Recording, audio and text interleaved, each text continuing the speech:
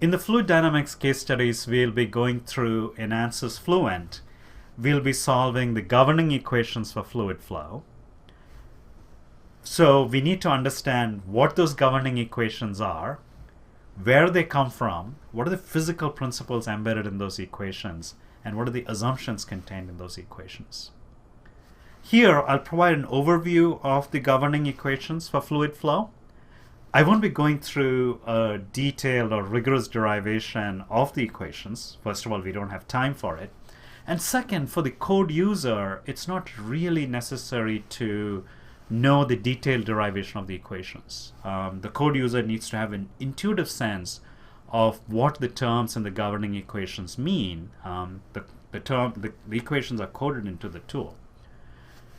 In this here, what I'll do is I'll go through an intuitive explanation of the governing equations, and we'll look at both the differential form and the integral form.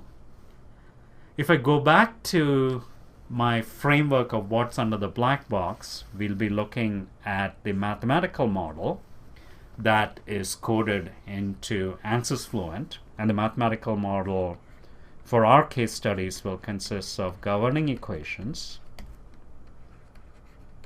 and boundary conditions.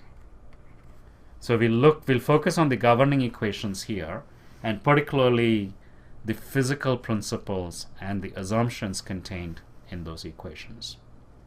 These are key things for the code user to know. And then in the big ideas in CFD, we'll talk about how to numerically solve those governing equations using the finite volume method. The governing equations are based on the fundamental laws of fluid flow. The first is conservation of mass. The mass of the fluid has to be conserved. We have no relativistic effects here.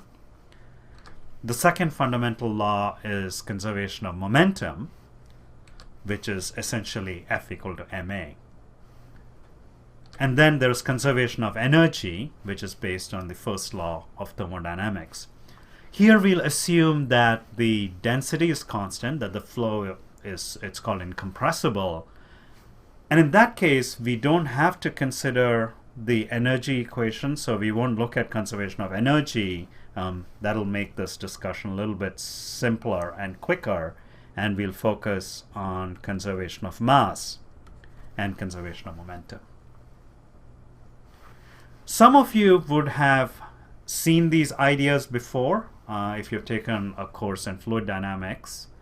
And so it'll be a review of the key ideas, and the review will bring together what are the ideas that you need to know to use the CFD tool well. For those of you who haven't seen these concepts before, this will be an introduction to the key ideas. So this introduction will peel off the outer layer of the onion, and as you get deeper into the subject, you can peel more layers of the onion.